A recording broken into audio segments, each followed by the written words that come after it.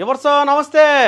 మందలేందంటే గుంటూరు కారం గుంటూరుకి వచ్చాను నేను. గుంటూరు అంటేనే కొత్తలాడుతుంటుంది. ఇక్కడ ఫుడ్ కానీ భలే ఇష్టం నాకు. బిర్యానీలు, తర్వాత అదేందో అది ఏదో ఐస్ క్రీమ్ లాగా ఏదో చాలా ఉండేది, ఒక రకం కాదు కానీ అసలు మందలు చెప్పాలంటే గుంటూరు కారం సినిమా చూద్దానే వచ్చా. ఈడ మన ముందున్న వ్యక్తి అంతకు మించి అద్దకు మేల గుంటూరు కారం ఘాట్ అయితే ఒక మెట్టు ఎక్కువే ఉంటాడు నసీర్ అన్న. సరే ఇంత మాట్లాడదాం ఫస్ట్, ఎందుకంటే యాడ బట్టిన హల్చల్ చేస్తాడు మనిషి. అన్ని దగ్గర తిరిగేస్తూ ఉన్నాడు, జనాలతో మాట్లాడుతూ ఉన్నాడు. జనాలు లోపలికి వెళ్ళిపోయి వాడు మనుషులు లోపలికి వెళ్ళి అంటే ఆ ప్రజా సమస్యలని ఈడ తీరుస్తూ ఉన్నాడు. అధికారంలోకి రాకముందే. ఇంకా అధికారంలోకి వస్తే ఇంకే విధంగా ఉంటుందో చూసుకోండి. సరే లేట్ చేయకుండా అన్నతో మాట్లాడదాం. నజీర్ అన్న నమస్తే. నమస్తే. నమస్తే. బాగుండవా? బాగున్నా అన్న నీ పోసగల సామె. నువ్వు ఈ మధ్య యాడ బడితే ఆడ కనిపిస్తుండవు. ఫేస్బుక్, యూట్యూబ్, ఇన్స్టాగ్రాము, అబ్బాయి ఇట చెప్పుకుంటూ పోతే సోషల్ మీడియా మొత్తం నువ్వే ఉండవునా. చిన్న మాట్లాడ కదా, నువ్వేమో ప్రజల్లో తిరగతా ఉండవు. గుంటూరు తూర్పు నియోజకవర్గం ఏదైతే ఉందో తిరగతా ఉంటివి. కానీ బయట టాక్ ఏ విధంగా ఉందంటే చంద్రబాబు నాయుడు గారు మీకు ఫోన్ చేసి టికెట్ కన్ఫామ్ చేసేశారు అని టాకు. దీనికి మీరేమంటారు?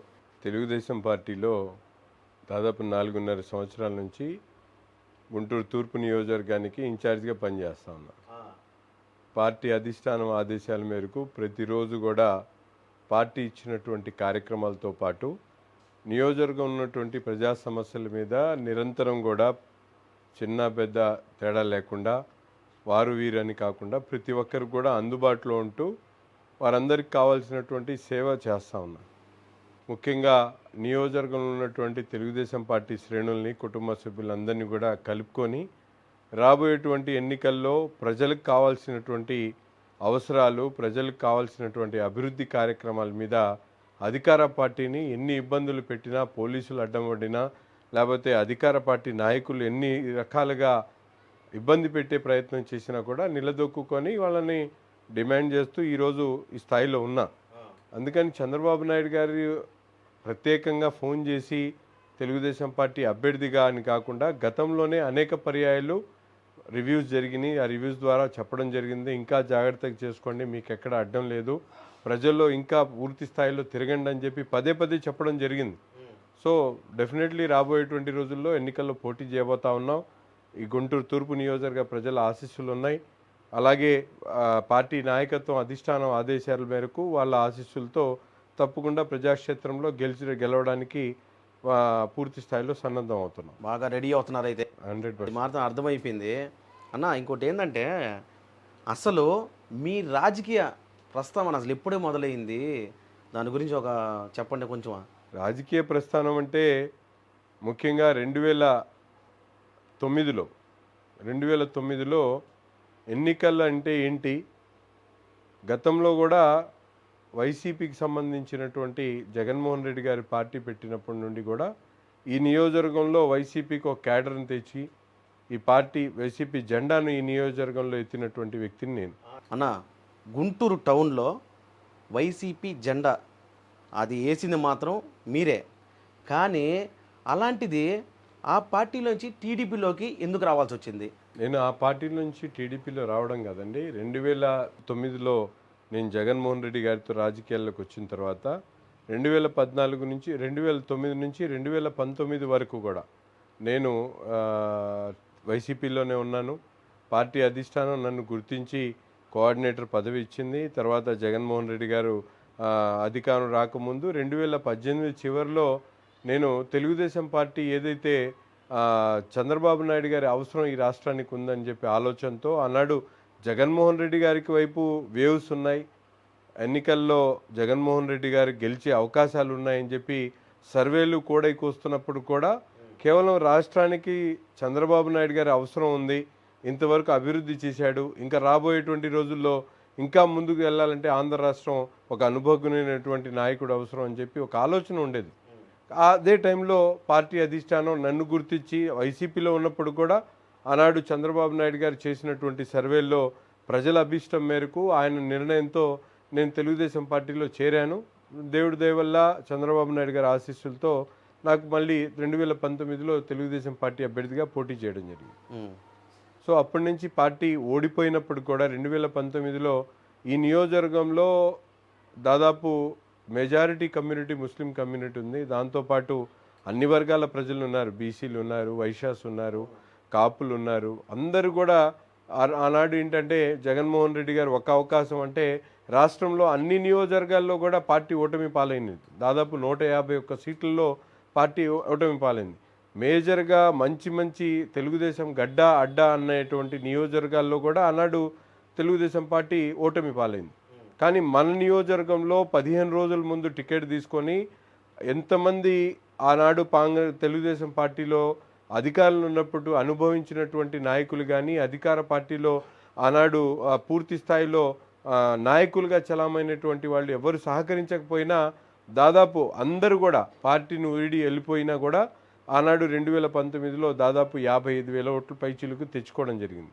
ఈరోజు ఆ 2019 తర్వాత ఓడిపోయిన తర్వాత కూడా తిరిగి ప్రజాక్షేత్రంలో పార్టీ ఆదేశాలను పాటిస్తూ దాదాపు ఈ 5 సంవత్సరాలు 4.5 సంవత్సరాల్లో ఎన్ని కష్టాలు వచ్చినా కూడా ఎంతమంది ఎన్ని ఇబ్బందులు పెట్టినా అధికార పార్టీ నాయకులు ఎన్ని రకాలుగా ఒత్తిడి తెచ్చినా వాళ్ళు ఒక స్థాయిలో మా పార్టీలో చేరితే మీకు పదవి ఇస్తామని చెప్పి గట్టిగా బలమైనటువంటి నాయకులు చెప్పినా కూడా వైసీపీ నాయకులు అధికార పార్టీ నాయకులు బలవంతం చేసినా కూడా మేము ఈరోజు తెలుగుదేశం పార్టీ మాకు ఛాయిస్ ఇచ్చింది, నుంచోడానికి అవకాశం ఇచ్చాడు చంద్రబాబు నాయుడు గారు, ఆయన నాయకత్వం ఈ రాష్ట్రానికి అవసరం అనే ఒకే ఒక ఆలోచనతోనే ఈరోజు వరకు ఎన్ని కష్టాలు భరించినా ఎన్ని నష్టాలు జరిగినా ఎవరు సహకరించిపోయినా పూర్తి స్థాయిలో ప్రజాక్షేత్రంలో ఉన్నాం. రాబోయేటువంటి రోజుల్లో ఇదే ఒరవడితో ముందుకు సాగుతాం. తప్పకుండా తెలుగుదేశం పార్టీ జెండాను గెలిచేటువంటి విధంగా తీసుకొని వెళ్ళేటువంటి విధంగా పనిచేస్తాం. కానీ మీకైతే ఆ కాన్ఫిడెన్స్ ఉంది, అది నాకు బాగా అర్థమవుతుంది. ఈడ జనాల నాడి కూడా మీరే గెలుస్తారని నమ్మకం ఉంది. కానీ కొంతమంది ఏమంటారు, 2019లో స్వల్ప తేడాతో ఓడిపోయారు, కానీ ఈసారి మీరేమో ధీమాగా చెప్తున్నారు ఖచ్చితంగా గెలుస్తారని. నిజంగానే ఆ కాన్ఫిడెన్స్ ఉందంటున్నారా లేకపోతే ఊరికే మాటలో చెప్తున్నారు? వార్ వన్ సైడేనండి. అంతేనా? బాద్షా డిసైడ్ అయితే వార్ వన్ సైడ్, అట్టా నసీర్ భాయ్ డిసైడ్ అయితే war one side. Naseer bhai కాదు, ఇక్కడ నసీర్ భాయ్తో పాటు తెలుగుదేశం పార్టీ కుటుంబ సభ్యులు, అధిష్టానం చంద్రబాబు నాయుడు గారి మీద ప్రజలకు ఉన్నటువంటి ఆలోచన, జగన్మోహన్ రెడ్డి గారి పూర్తిగా ప్రజా వ్యతిరేక విధానాలు, ఈ నియోజకవర్గానికి నాలాంటి అనుభవం ఉన్నటువంటి నాయకుడితో అవసరం ఉంది కాబట్టి ప్రజలు నన్ను ఆదరిస్తారు. ఇప్పుడున్నటువంటి ఎవరున్నా కూడా ఎదుటి వ్యక్తి ఎవరున్నా కూడా తప్పకుండా వారు వన్ సైడ్ అవుద్దని నేను భావిస్తా ఉన్నాను. కానీ మీ బ్యాక్గ్రౌండ్ చూసుకుంటే బాగా చదువుకున్న వాళ్ళు, ఈడ ఏదైతే ఈ నియోజకవర్గం ఉందో బాగా మాసు, అంటే మొత్తం మా బ్యాచ్ అనమాట. మీరేమో బాగా చదువుకుంటారు, మొత్తం మాస్ ఈడ అవసరం అంటారా? అంటే శుద్ధంగా ఏ జాబులు చేసుకునో అమెరికాలో ఆస్ట్రేలియా సెటిల్ అవ్వకుండా బ్యాక్గ్రౌండ్ చూస్తే ఏమి లేకపోయా పొలిటికల్గా మీరు రాజకీయాలు అసలు ఎందుకు రావాలనిపించింది మీకు? ఇక్కడే పుట్టాం, ఇదే మాస్లో పుట్టాం, ఇదే మాస్లో పెరిగాం, ఇక్కడే చదువుకున్నాం, ఇక్కడ వాళ్ళే నా క్లాస్మేట్స్, ఫ్రెండ్స్, ఫ్యామిలీ. నేను ఎక్కడి నుంచో బయట నుంచి వచ్చి టికెట్లు ఆశించింది కాదు, రాజకీయాల్లోకి వచ్చింది కాదు, లేకపోతే ఎవరో పంపిస్తే రాజకీయాల్లో రాణించాలని ముందుకు వెళ్తున్నది కాదు. ఇక్కడ ఉన్నటువంటి స్థానిక ప్రజల ఆశీస్సులతో, వాళ్ళ ఆలోచన విధానంతో, వాళ్ళు ఎటువంటి నాయకుడిని కోరుకుంటారో ఆ విధంగా నాకు ఎన్ని కష్టాలు వచ్చినా కూడా వాళ్ళతో మమేకమై వాళ్ళ ఆలోచన విధానాన్ని అందిపుచ్చుకొని ఈరోజు నేను ఈ నియోజకవర్గానికి ఒక నాయకుడిగా ఎదుగుతా ఉన్నా. దేవుడి దయ వల్ల తప్పకుండా మా చంద్రబాబు నాయుడు గారు ఈ నియోజకవర్గంలో 4 సార్లు తెలుగుదేశం పార్టీ ఓటమి పాలైంది. 4 సార్లు ఓటమి పాలైనప్పుడు కూడా ఈరోజు గెలుస్తుంది తెలుగుదేశం పార్టీ అనే భావాన్ని కలిగించగలిగాం, గెలుస్తాం. ఇది కేవలం ఒక రోజుతో వచ్చినటువంటిది కాదు. 4.5 సంవత్సరాల్లో ఎన్నో ఉద్యమాలు, ఎన్ని పోరాటాలు, అభివృద్ధిని చేసినట్టు అధికార పక్షాన్ని నిలదీసేటువంటి కార్యక్రమాలు, పోలీసుల ఒత్తిడి, ఎన్ని రకాలుగా ఎన్ని కలహాలు వచ్చినా కూడా తట్టుకొని నిలబడగలిగాం. ఇక్కడ స్థానికంగా ఉన్నటువంటి ప్రతి ఒక్క వ్యక్తి మనస్తత్వం కానీ, వాళ్ళ ఆలోచన విధానం కానీ, ఇక్కడ వాళ్ళకు అవసరమైనటువంటి కార్యక్రమాలు కానీ పూర్తిగా point to point, pin to pin, area to area, కులం టు కులం ఎవరికి ఏం కావాలనే పూర్తి అవగాహన కలిగినటువంటి వ్యక్తిగా ధీమాగా నేను చెప్పగలుగుతా. ఈ నియోజకవర్గం ఉన్నటువంటి అతి కొద్ది మందిలో ఈ నియోజకవర్గం మీద పూర్తిగా పట్టున్నటువంటి వ్యక్తిగా నేను భావిస్తాను. నసీర్ అన్న, మీరు ఎట్టా తిరగతుండరు, మామూలుగా తిరగట్లా. ఏ రాజకీయ నాయకుడైనా ఎలక్షన్ స్టార్ట్ అయ్యే ముందు తిరగతారు. కానీ మీరు దాదాపుగా నేను మిమ్మల్ని ఎప్పటి నుంచి చూస్తున్నాను తెలుసా? 4, 5 నెలల నుంచి చూస్తూనే ఉండా. ఇప్పుడు ఏంది ఈ మనిషి తిరగతా ఉన్నాడు జనాల్లో. మామూలుగా రాజకీయ నాయకులు అంటే అప్పటికప్పుడు వచ్చి ఎలక్షన్ ముందు ఏదో మాట్లాడేసి వెళ్ళిపోతారు. మీరట్ట కాకుండా ప్రజల్లోనే తిరగతా, ప్రజలతోనే ఉంటా, వాళ్ళతోనే మాట్లాడుతున్నారు. ఏట అసలు మీ గురించి ఏమనుకుంటున్నారు ఈడ ఈ నియోజకవర్గంలో? ఈ నియోజకవర్గంలో నా గురించి ఏమనుకుంటున్నారో నువ్వే చెప్పాలి బాసు. ఎందుకంటే నేను తిరుగుతుంది, నాకు ఒక ఆలోచన ఉంది. ఇది ఓడిపోయిన నియోజకవర్గం, ఇక్కడే గెలవాలి, ఇక్కడ ప్రజలతో మమేకవ్వాలి, వాళ్ళ సాధక బాధలను పూర్తి స్థాయిలో అర్థం చేసుకొని వాళ్ళ మనిషిలాగా వాళ్ళకు నచ్చినట్టు ఉండడం అలవాటు చేసుకున్నా. అందుకని నాకు ఎక్కడికి ఏం చేసినా కూడా ప్రజలతో కలిసి పనిచేయడం అనేది ఇష్టం కాబట్టి అదే విధంగా ముందుకు సాగుతాం. మామూలుగా ఒక మనిషి ఒక 50 మందితో మాట్లాడతాడు, లేకపోతే మహా అంటే 100 వేసుకోండి. మీరు నిద్రలేసి మొదలు జనాలతోనే మాట్లాడుతూ ఉంటారు. నోరు నిప్పు రాదు కొంచెం అన్న మీకా? నేను నోరు ఎప్పుడు కాదు, ఇష్టమైన పని చేసేటప్పుడు ఎవరికి ఏం నొప్పి రాదు. సూపర్ అన్న. ఇది ఇది నేను అనుకున్నా, కరెక్ట్గా చెప్పారు మీరు. ఇష్టమైన పని చేస్తే ఏ నొప్పి కూడా రావు, అంతే. దరిదాపులకు కూడా. ఇంకోటి ఏంటంటే మీ వెనక నారా లోకేష్ గారు దగ్గరుండి మిమ్మల్ని నడిపిస్తున్నారు అని నేను అంటలేదన్నావు. అబ్బే అసలు నేను అన్నే అన్నావు. ఆడెవరో సెంటర్లో అనుకుంటా ఉంటే విన్నా నేను. నిజమేనా? అది ముమ్మాటికి నిజం అండి. నారా లోకేష్ గారు మా అందరికి కూడా ఆదర్శం. ఆయన ఓడిపోయిన తర్వాత కూడా మంగళగిరి నియోజకవర్గంలో కూడా, ఆ నియోజకవర్గంలో కూడా గతంలో చాలాసార్లు ఎక్కడ తెలుగుదేశం పార్టీ పోటీ చేసింది కానీ ఓడిపోయినటువంటి నియోజకవర్గం కాదు. అందుకని అక్కడ పోటీ చేసి ఓడిపోయినా కూడా నిరంతరం ప్రజల్లో ఉంటూ అనేక సేవా కార్యక్రమాలు చేస్తూ ఈరోజు రాష్ట్ర స్థాయిలో యువకుల సమస్యల మీద, యువకుల ఆలోచన విధానం మీద ఒక యువగళం పాదయాత్ర చేస్తూ ఎన్ని కష్టాలు వచ్చినా, ఎంత హేళన చేసినా కూడా నిలదొక్కుకొని ఈరోజు ఒక మంచి నాయకుడిగా, మాస్ లీడర్గా ఎదిగినటువంటి నారా లోకేష్ మా అందరికీ కూడా ఆదర్శం. నేను రాజకీయాల్లో తెలుగుదేశం పార్టీకి రావడానికి, తెలుగుదేశం పార్టీలో క్రియాశీలకంగా పనిచేయడానికి నాకు చంద్రబాబు నాయుడు గారు ఆశయంతో పాటు నారా లోకేష్ గారి ఉత్సాహం, నాకు ఆయనతో పాటు కలిసి పనిచేయడం అనేది నా అదృష్టంగా మేము భావిస్తూ ఉన్నాం. బాబు సూరిటీ భవిష్యత్తు గ్యారంటీ ఆ కార్యక్రమం అయితే సూపర్ డూపర్ హిట్ అయిపోయింది. కొంతమంది ఎన్ని రాళ్ళు వేస్తూ ఉంటారు కదా, మీ పార్టీలోనే మీ పక్కనుండే వాళ్ళే మీకు కొంచెం యాంటీగా ఉండాలి అని కూడా ఒక మాట అయితే వినిపిస్తుందన్న. ఇది మాత్రం వాస్తవే అని బయట అంటుంటారు. అంటే మీకు వ్యతిరేకంగా ఏం లేదండి. కుటుంబంలో 4, 5 ఉన్నటువంటి కుటుంబంలో ఎవరో ఒకడు కొద్దిగా అసహనంగా ఉంటాడు, లేకపోతే ఆలోచన విధానం వేరేగా ఉంటుంది. ఏదైనా అందరం కూడా ఒకే కుటుంబ సభ్యులం, చిన్న చిత్తగా భేదాలు విభేదాలు ఉన్నా కూడా ఇవన్నీ కూడా సమయాన్ని అన్నీ సెట్ అయిపోతాయి. అవి పెద్ద విషయం కాదు. కానీ ఈ రోజుల్లో ఏంటంటే రాజకీయాలు పవర్ పాలిటిక్స్ కాబట్టి కొంతమంది పని చేసే విధానంలో తేడాలు ఉంటుంది. కానీ ఎవరు ఆలోచన అందరూ చంద్రబాబు నాయుడు గారు ముఖ్యమంత్రి కావాలి, ఈ నియోజకవర్గంలో గెలవాలి అనే ఒకే ఒక తపన ఆలోచనతో ఉంటాం. అందరం కలిసి పనిచేస్తాం. ఇప్పుడు ఒక మీకు అవకాశం వచ్చింది, గెలిచేశారు. జనాలకి కొంతమంది రాజకీయ నాయకులు అయితే ఇది చేస్తాను అది చేస్తాను ఏదో ఒక మాట చెప్పి వెళ్ళిపోతారు. మీరు కొంతమంది ప్రజలకి అంటే ఇక్కడున్న మెయిన్గా చెప్పాలంటే ఇది మీ నియోజకవర్గం కదా, గెలిచేశారు, తర్వాత ఏం చేయబోతున్నారు అది చెప్పండి ఫస్ట్ నాకు. ప్రజాసేవ, ఎటువంటి సేవ అయినా. ఎందుకంటే నేను ఏదో బిల్డింగ్లు కడతాను, పోలవరం కడతాను, లేకపోతే ఇంకోటి కాదు. గుంటూరు తూర్పు నియోజకవర్గం వెనుకబడినటువంటి నియోజకవర్గం, మాస్ ఏరియా, వందలాది స్లమ్స్ ఉన్నాయి ఇక్కడ. అటువంటి ఏరియాల్లో పనిచేయడం, వాళ్ళకి ప్రజలకు కావాల్సినటువంటి సదుపాయాలు కల్పించడంతో పాటు ప్రతి ఒక్కరికి కూడా నిత్యం అందుబాటులో ఉంటూ వారికి కావాల్సినటువంటి ఎటువంటి కార్యక్రమం అయినా, ఎటువంటి సేవ అయినా చేయడానికి సిద్ధంగా ఉన్నాం. అంటే ఏ సమస్యలు వచ్చినా కానీ, ఏ సమస్య, మొన్న ఇంట్లో కూర్చొని ఉంటే ఎవరో ఫోన్ చేశాడు, మా పేటలో కోతులు ఎక్కువ ఉన్నాయి, ఊరే కోతులు ఎక్కువ ఉన్నాయి, మీరు దీని మీద ఏ యాక్షన్ తీసుకుంటారని చెప్పాడు.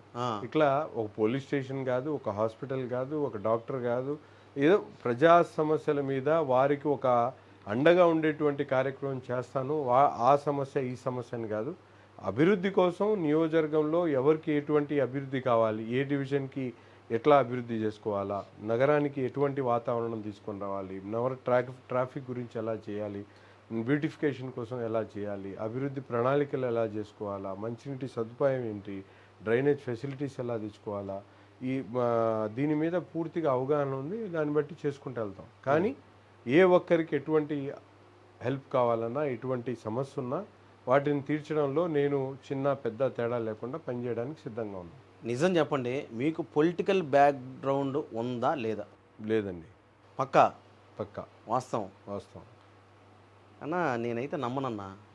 ఎందుకంటే ఉంటేనే కదా ఇన్ని సంవత్సరాలు సర్వే అవ్వాలంటే చిన్న మందలు కాదు అది. 10 సంవత్సరాలు ఇంచుమించు 10 సంవత్సరాలు అవుతుందా? 10 సంవత్సరాల దాకా నెట్టుకొని వస్తున్నారంటే లేకుండా అయితే ఉండదు. పొలిటికల్ బ్యాక్గ్రౌండ్ ఏం లేదు, పొలిటికల్ జీల్ ఉంది. పొలిటికల్గా ప్రజలకు సేవ చేయాలనే ఆలోచన ఉంది, ఇష్టం ఉంది. అందుకని ఆ పనిని చేసుకుంటూ ఇన్ని రోజుల వరకు లాగగలిగాం. ముందు ముందు కూడా తప్పకుండా ఇదే పొలిటికల్ యాంగిల్లోనే ఉంటాం, ప్రజలకు సేవ చేస్తూ ఉంటాం. ఇదే నియోజకవర్గంలో చిరస్థాయిగా ప్రజాసేవ చేస్తూ ఉండిపోవాలనే ఆలోచన తప్పన నాకుంది. ముఖ్యంగా చెప్పాలంటే యువత, అలాగే మహిళలు ఈడేంటంటే నేను చెప్పా కదా ముందుగానే ఫిక్స్ అయిపోయారు టీడీపీ గెలుస్తుందని. కానీ కొంతమంది ఏంటంటే అటు ఇటుగానే ఉండరు. మీ నియోజకవర్గంలో వీళ్ళ పరిస్థితి ఏ విధంగా ఉంది, ముఖ్యంగా మహిళలు? ఎందుకంటే ఆ బడి ఈ బడి, ఆ ఓడి ఈ ఓడి డబ్బులు వేస్తామంటే ఎవరన్నా ఓటేస్తారు. కానీ ఇప్పుడు మనం చిన్న మినీ మేనిఫెస్టో రిలీజ్ చేస్తారు, అది కూడా కాంగ్రెస్ పార్టీ నుంచి కొంతమంది కాపీ కొట్టి మమ్మల్ని చూసి చేస్తారని చెప్పి కూడా అది కూడా బయట టాక్ ఉంది. ఈరోజు చంద్రబాబు నాయుడు గారు ప్రవేశపెట్టినటువంటి కార్యక్రమం బాబు ష్యూరిటీ భవిష్యత్తు గ్యారంటీ, ముఖ్యంగా ఎప్పుడు కూడా రాజకీయాల్లో కానీ లేకపోతే ఎన్నికల టైంలో కానీ ప్రజలకు అవసరమైనటువంటి కార్యక్రమాలు ఏ పార్టీ అయినా చెప్తుంది. అది కాంగ్రెస్ పార్టీ కానీ లేకపోతే తెలుగుదేశం పార్టీ కానీ. ప్రతిపక్ష పార్టీలు ఎప్పుడు కూడా ఉన్నటువంటి ప్రభుత్వం ప్రజలకు ఇచ్చినటువంటి వాగ్దానాల్లో ఏ మేరకు చేయగలుగుతుంది, ప్రజలకు ఇంకేం అవసరం ఉన్నాయి, వారి అవసరాలని మనం ఏ విధంగా చేయగలుగుతాం వచ్చే ప్రభుత్వంలో అనే ఆలోచనతోనే చేస్తాం. అందులో నుంచి వచ్చింది ఈ బాబు ష్యూరిటీ భవిష్యత్తు గ్యారంటీ. ఎందుకంటే ముఖ్యంగా ఈ కార్యక్రమం చూస్తే మనందరం కూడా బాబు ష్యూరిటీలో మహిళా శక్తి అనే కార్యక్రమం చంద్రబాబు నాయుడు గారు అనౌన్స్ చేశారు. దీంట్లో ఈరోజు ముఖ్యంగా ప్రతి తల్లి కూడా ఎవరైతే 18 నుంచి 59 సంవత్సరాలు కలిగినటువంటి ప్రతి ఆడబిడ్డ నిధి అనే కార్యక్రమం పెట్టారు. దీంట్లో ప్రతి నెల 1500 రూపాయల పెన్షన్ ప్రతి ఆడబిడ్డకు కూడా ఇచ్చే కార్యక్రమం పెట్టారు. అది ఎందుకు పెట్టారు చంద్రబాబు నాయుడు గారు అంటే, ఇంట్లో ఆడవాళ్ళు 1500 రూపాయలు వాళ్ళకి నెలకు వస్తే కనీసం వాళ్ళకి మినిమం వాళ్ళ అవసరాలు ఏదైతే ఉన్నాయో, ఈరోజు చూసేవాళ్ళు చూస్తారు, ఇంట్లో తెచ్చేవాళ్ళు తెస్తారు, కానీ ఒక ఆడబిడ్డకి ఒక 1000-1500 చేతికి వస్తే తన అవసరాలని తను ఎవరిని అడగకుండా ఉండడానికి ఆ కార్యక్రమం పెట్టడం జరిగింది. రెండోది అమ్మఒడి, ఏదైతే తల్లికి వందనం కార్యక్రమం గతంలో ప్రతిపక్ష నాయకుడిగా ముఖ్యమంత్రి గారు ఇంట్లో ఎంతమంది చదువుకుంటున్నటువంటి విద్యార్థులు ఉన్నారో వాళ్ళందరికీ కూడా 15,000 రూపాయలు అమ్మఒడి ఇస్తామన్నారు. కానీ మాట తప్పాడు, మడవ తిప్పాడు. అదే కార్యక్రమాన్ని చంద్రబాబు నాయుడు గారు ప్రతి బిడ్డ ఎవరైతే చదువుకుంటా ఉన్నాడో ప్రతి బిడ్డకు కూడా 15,000 రూపాయలు ఇంట్లో ముగ్గురున్నా ఇద్దరున్నా ఇచ్చే కార్యక్రమాన్ని పెట్టారు. అలాగే ఈరోజు గ్యాస్ ఎలా ఉందండి? ఇవాళ మామూలు సగటు కుటుంబం 1000 రూపాయలు ఈరోజు అయింది, 1300 మొన్నటి దాకా ఉంది. 1000 రూపాయలు అంటే సంవత్సరానికి 12,000 రూపాయలు. ఈరోజు 12,000 రూపాయలు పెట్టి 3 గ్యాస్ సిలిండర్లు సంవత్సరానికి వచ్చేది అంటే సగటుగా సామాన్య కుటుంబానికి, ఒక నలుగురు ఉండేటువంటి కుటుంబానికి ఒక 5 గ్యాస్ సిలిండర్లు ఉంటే ఆ సంవత్సరం మొత్తం గడిచిపోద్ది. అందుకని 3 గ్యాస్ సిలిండర్లు ఉచితంగా ఇచ్చేటువంటి కార్యక్రమం పెట్టారు. అంతేకాకుండా మహిళల బస్సు ప్రయాణం జిల్లా వ్యాప్తంగా ఉచితం చేయబడింది. మహిళలు ఈరోజు ఆటో ఎక్కి దిగాలంటే ఈ పెట్రోల్ బాధుడికి ఎక్కడికి వెళ్ళాలన్నా కూడా 100 రూపాయలు పెట్టాల్సినటువంటి పరిస్థితి ఉంది. చిన్న చితక ఉద్యోగాలు చేసుకునే వాళ్ళకి కూడా ఇబ్బందిగా మారినటువంటి పరిస్థితులు కాబట్టి ఈ బస్సు ప్రయాణం ఉచితంగా పెట్టడం జరిగింది. ఇటువంటి సమస్యల మీద యువకులకు ఈరోజు చదువుకోనున్నారు, ఉద్యోగాలు లేవు, వాళ్ళకి ఎక్కడో ఒక చోట భరోసా కల్పించే కార్యక్రమం చేయాలి. మేము ఉన్నాము, ఇంకా పై స్టడీస్ చేసుకోవడానికి కానీ లేకపోతే ఉద్యోగం వచ్చే లోపల అతను ఎక్కడో ఒక చోట బ్రతుకు తెరువు కోసం ఒక 3,000 రూపాయలు నిరుద్యోగ భృతి, మంచినీటి వసతి. ఇవాళ చాలా గ్రామాల్లో మంచినీటి సౌకర్యం, గ్రామాల్లో కాదు టౌన్స్లోనే మంచినీళ్ళు రానటువంటి ప్రదేశాలు అనేకం ఉన్నాయి. అక్కడ కూడా ప్రతి ఒక్కరికి కూడా మంచినీటిని కల్పించేటువంటి కార్యక్రమం. 4వ అంశం బీసీ రక్షణ చట్టం. బీసీలకు ఈరోజు అణగదొక్కేటువంటి కార్యక్రమం ఈ ప్రభుత్వం చూస్తూ ఉన్నాం. వందలాది మంది బీసీల మీద, పెద్ద పెద్ద నాయకుల మీదే రాత్రికి రాత్రి అరెస్ట్ చేసినటువంటి పరిస్థితులు మనం చూస్తూ ఉన్నాం. అటువంటి వారిని ధైర్యం కల్పించేటువంటి విధంగా బీసీ రక్షణ చట్టం పెట్టింది తెలుగుదేశం పార్టీ. సామాన్యుడిని, పేదవాడిని ఉన్నత స్థాయి వర్గాలతో పాటు సమానంగా తీసుకుని వెళ్ళాలంటే పరిశ్రమలు కానీ ఉద్యోగాలు కానీ రాష్ట్రాన్ని అభివృద్ధి పదంలో తీసుకొని వెళ్ళడానికి చంద్రబాబు నాయుడు గారు ఒక మాస్టర్ ప్లాన్తో ఉన్నాడు. ఈ పథకాలన్నీ పెట్టడం జరిగింది. ఇదంతా కూడా మొదటి విడతగా పెట్టాం. రాబోయేటువంటి రోజుల్లో పూర్తి స్థాయిలో మేనిఫెస్టోని పెట్టి ప్రజలకు కావాల్సినటువంటి సంక్షేమ కార్యక్రమాలు కానీ అభివృద్ధి కార్యక్రమాలు కానీ గతంలో చంద్రబాబు నాయుడు గారు చేసినటువంటి కార్యక్రమాలతో పాటు ఇప్పుడు వైఎస్ఆర్ కాంగ్రెస్ పార్టీ అమలు చేస్తున్నటువంటి ఏ ఒక్క సంక్షేమ కార్యక్రమాన్ని కూడా తెలుగుదేశం పార్టీ పక్కన పెట్టే పరిస్థితి లేదు. ప్రజలకు ఇచ్చినటువంటి వాగ్దానాలతో పాటు ఈరోజు జగన్మోహన్ రెడ్డి గారు స్థలాలు ఇచ్చాడు. ఎక్కడో ఊరు బయట స్థలాలు ఇచ్చాడు. ఆ స్థలాలు మా తెలుగుదేశం పార్టీ అధికారంలోకి వస్తే అది ఇవ్వరు అనే ఒక మిస్కన్సెప్షన్ పబ్లిక్లో ఉంది. అవును. కానీ ఈరోజు క్లియర్గా చెప్తా ఉన్నారు చంద్రబాబు నాయుడు గారు, ఎవరికైతే ఆ స్థలాలు ఇచ్చారో ఆ స్థలాల్లో ఇల్లు కట్టుకోవడానికి ప్రత్యక్షంగా ఒక ప్రణాళికబద్ధంగా ఇల్లు కట్టించేటువంటి కార్యక్రమం చేస్తాం. గతంలో ఎవరికైతే టిట్కో గృహాలు ఇచ్చామో వాళ్ళందరికీ కూడా ప్రతి ఒక్కరికి కూడా పేదవాడికి ఇల్లు ఇచ్చేటువంటి కార్యక్రమం చేస్తాం. అన్నా క్యాంటీన్లు నడుపుతాం. చంద్రన్న బీమాను మళ్ళీ తీసుకొని వస్తాం. అంతేకాకుండా పెళ్లి కానుక, పండగ కానుక, ఇవన్నీ కూడా ఏదైతే కార్యక్రమాలు గతంలో చంద్రబాబు నాయుడు గారు చేశారో ఆ ఎన్ని కార్యక్రమాలతో పాటు ఈరోజు ప్రభుత్వంలో ఉన్నటువంటి అరకొర ఏదైతే సదుపాయాలు కానీ సంక్షేమ కార్యక్రమాలు ఉన్నా వాటితో పాటు గత ప్రభుత్వంలో మనం చేసినటువంటి కార్యక్రమాలన్నీ కూడా తప్పకుండా ఈరోజు రాబోయేటువంటి మన ప్రభుత్వంలో తప్పకుండా చేస్తూ ఉన్నాం. ఖచ్చితంగా అది మాత్రం పక్కా అంటారు అయితే. 100%. నజీర్ అన్న, వైసీపీ పార్టీ అంటే మీ ప్రత్యర్థి 2 సార్లు ముస్తఫా అన్న, ఆయన వరుసగా 2 సార్లు గెలిచేశాడు. ఈసారి హ్యాట్రిక్ కొడతాడు అని అనుకునే లోపే వాళ్ళ కూతుర్ని దింపేశారు రంగంలోకి. ఏమైంటుంది అంటారా? ఏముందని ఆయన ఓడిపోతాడని ఆయనకి ఆలోచన ఉంది. ఎందుకంటే ప్రజాక్షేత్రంలో ముస్తఫా అనే అతన్ని తిరస్కరించబడింది. వాళ్ళ కూతుర్ని తీసుకొని వచ్చి ఈరోజు టెంపరీగా గేమ్ ఆడుతూ ఉన్నారు. ఎక్కడ కూడా వైసీపీ పార్టీ మీద కానీ ముస్తఫా గారి కుటుంబ సభ్యుల మీద కానీ ముస్తఫా గారి మీద కానీ అభిప్రాయం లేదు. ప్రజాక్షేత్రంలో ఎవరైనా పోటీ చేస్తారో తప్పదు, కానీ ఓటమి తప్పదు వాళ్ళకి. నసీర్ అన్న, ఇప్పుడు 2019 నుంచి మేము అది చేసాం ఇది చేసాం బాగా డెవలప్ చేసాం అంటున్నారు. కానీ నాకు తెలిసినంత వరకు అంత డెవలప్మెంట్ అయితే లేదు. జనాలు కూడా అదే అంటుంటారు. ఏమంటారు మీరు? ఈ గుంటూరు తూర్పు నియోజకవర్గంలో మొహమ్మద్ ముస్తఫా గారు శాసనసభ్యుడిగా రెండోసారి 2019 నుంచి 24 వరకు పనిచేయడం జరిగింది. ఈయన ఈ 5 సంవత్సరాల కాలంలో గత ప్రభుత్వంలో 2014 నుంచి 2019 వరకు అపోజిషన్ శాసనసభ్యుడిగా ముస్తఫా గారు ఉన్నాడు. అంటే దాదాపు 9.5 సంవత్సరాల నుంచి ఆయన ఒక శాసనసభ్యుడిగా పనిచేస్తూ ఉన్నాడు.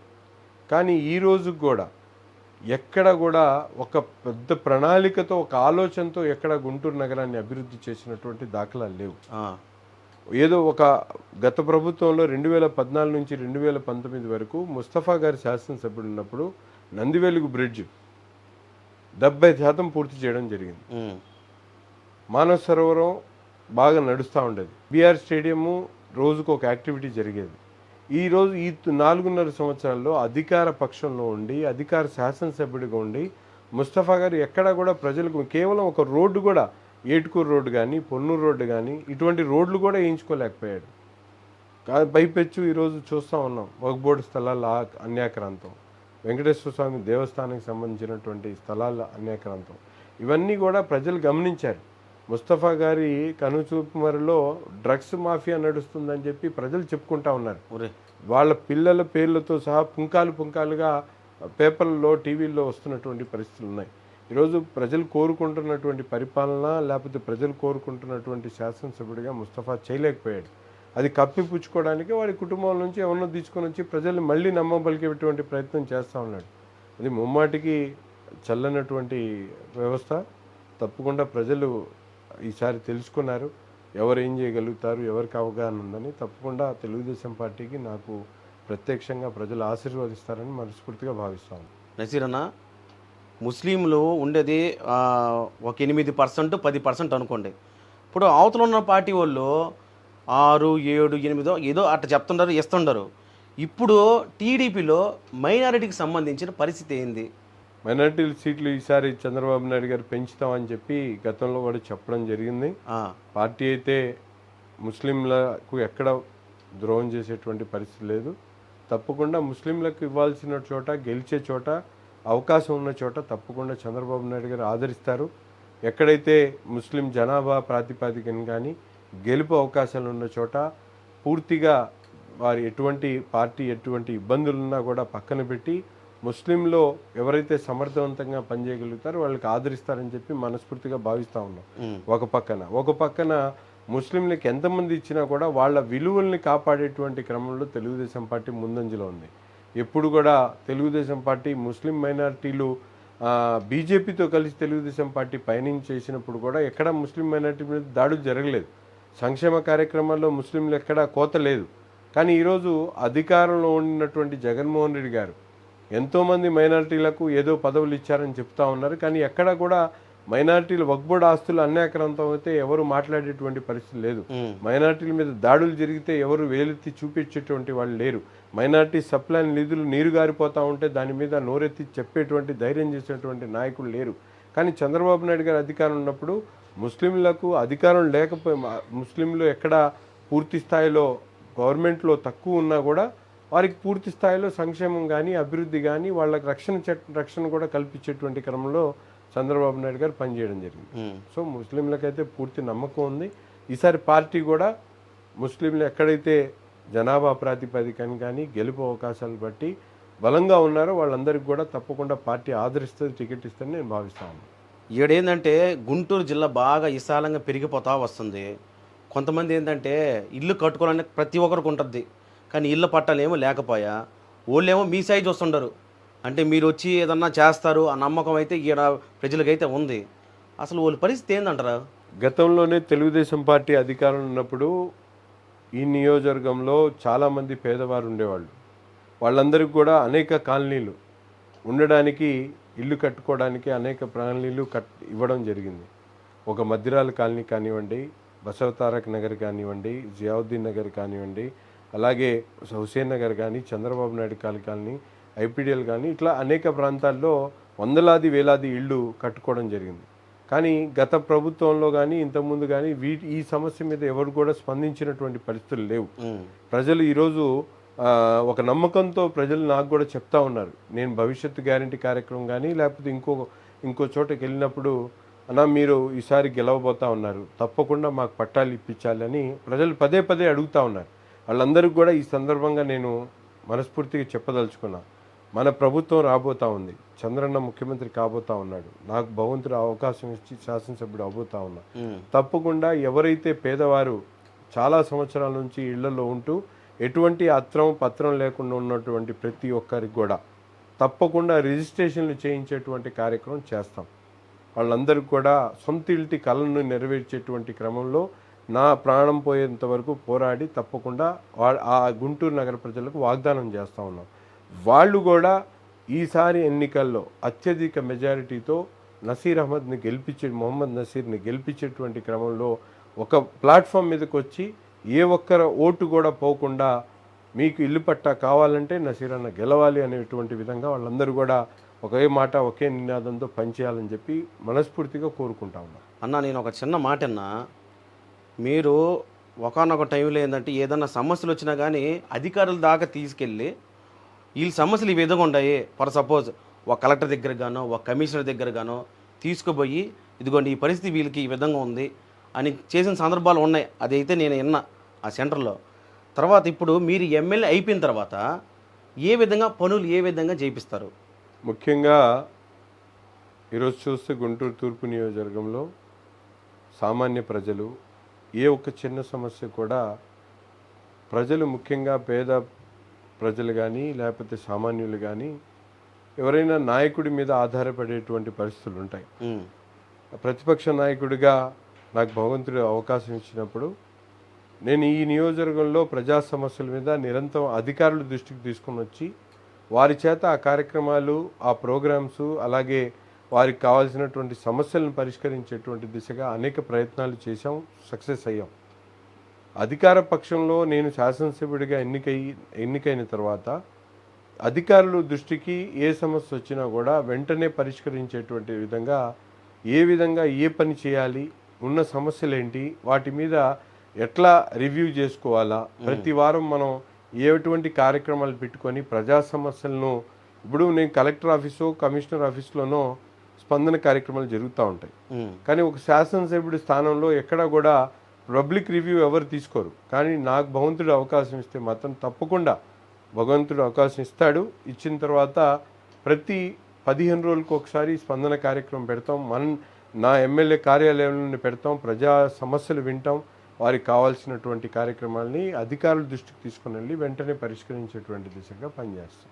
అన్న పైనగా ఒక క్వశ్చన్ అడుగుతాను. గుంటూరు జిల్లా తూర్పు నియోజకవర్గం ఏదైతే ఉందో ఏదైతే ఎవరైతే ప్రజలు ఉన్నారో వాళ్ళకి ఏం సందేశం ఇవ్వాలనుకున్నారు మీరు లాస్ట్గా? గుంటూరు తూర్పు నియోజకవర్గ ప్రజలకి హృదయపూర్వకంగా చేతులెత్తి ప్రతి ఒక్కరిని కూడా కోరుతా ఉన్నా. మనందరం ఇక్కడే పుట్టాం, పెరిగాం.